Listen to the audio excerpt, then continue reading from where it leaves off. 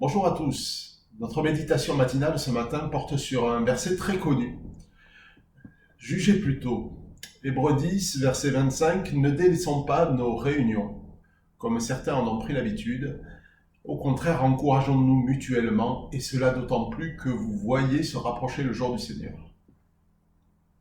Alors dans cette période de crise sanitaire sécuritaire, mais aussi écologique, à une époque où il nous semble que tout fout le camp, il est légitime de se poser des questions et de chercher des réponses. En tant que chrétiens, nous nous posons tous la question qui tue. Mais oui, vous savez laquelle? Ben oui, bien sûr. Quand reviendra le Seigneur? Depuis le moment où vous avez commencé de regarder cette vidéo, le jour du Seigneur s'est approché de quelques secondes. Mais il est vrai que ce jour est plus proche que lorsque l'auteur de l'Épître aux Hébreux a écrit cette lettre. Les guerres, les phénomènes climatiques, pandémiques ou météorologiques que nous connaissons et qui ont tant d'effets sur le moral des Français ont été annoncés par Jésus lui-même. Plus que jamais, le jour du Seigneur s'est approché et il vient. C'est une certitude que nous confirme la Bible ainsi que notre foi. Et en même temps, il y a toujours eu, à diverses époques, des périodes plus difficiles que d'autres. Pensons par exemple à la fin de la Seconde Guerre mondiale, mais aussi, pourquoi pas, à la période du désert, pendant les guerres de religion. Alors même s'ils n'avaient pas les chaînes d'infos en continu, les destinataires de cette lettre aux Hébreux traversaient eux aussi une période de grandes incertitudes. Beaucoup de troubles, de catastrophes et des épidémies. Puis des guerres aussi, bien sûr. Mais ils devaient en plus faire face à une persécution difficile et des pressions. On a vu que certains, au chapitre 3, avaient même accepté d'être dépouillés à cause de Jésus-Christ, et ils l'avaient fait avec joie. Mais il semble que la joie des débuts a laissé place à une certaine lassitude, et sous la pression, certains avaient pris l'habitude de ne plus venir au rassemblement.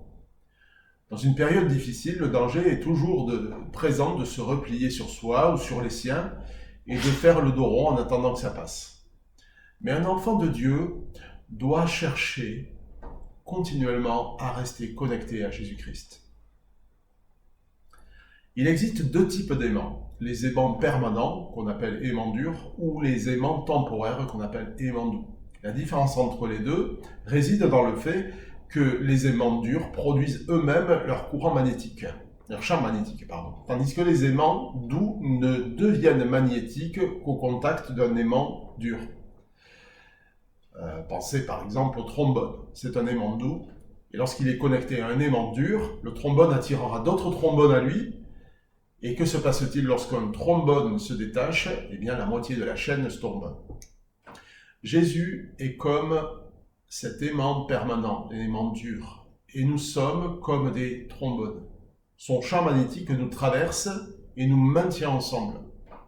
Pour que nous grandissions dans l'attachement à Jésus-Christ, nous devons rester connectés les uns aux autres. Si nous nous isolons de l'Église, Jésus aura moins d'influence sur nous.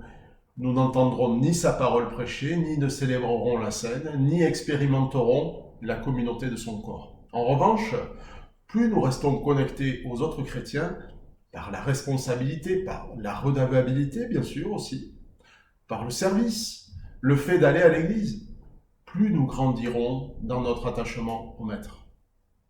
L'église est ce qu'on appelle un moyen de grâce. Ce sont les moyens de grâce, des moyens que Dieu nous a donnés pour le connaître, pour grandir dans la foi et pour persévérer jusqu'à la fin. C'est par la communauté chrétienne qu'on apprend à prier et à lire la parole de Dieu. C'est dans l'Église que nous nous souvenons de ce que le Seigneur fait pour nous, a fait pour nous.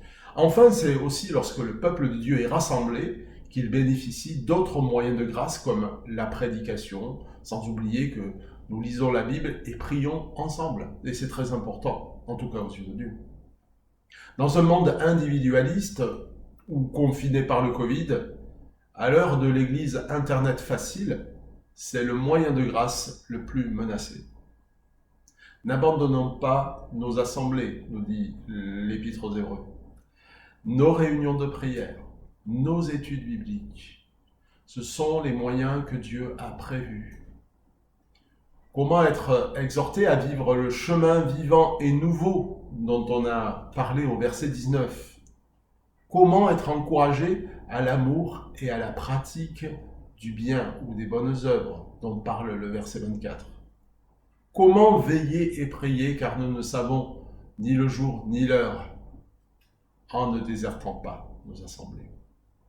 Le moyen que Dieu a prévu pour nous garder connectés ensemble à Jésus-Christ ne s'appelle pas mégabit et il ne passe pas par la fibre.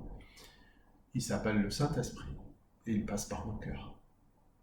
Le cadeau que le Seigneur nous fait pour nous garder près de lui, c'est notre Église locale. Soyons donc reconnaissants et persévérants, et cela d'autant plus que nous voyons s'approcher le jour. Je vous souhaite une excellente journée et que le Seigneur vous bénisse. À très bientôt.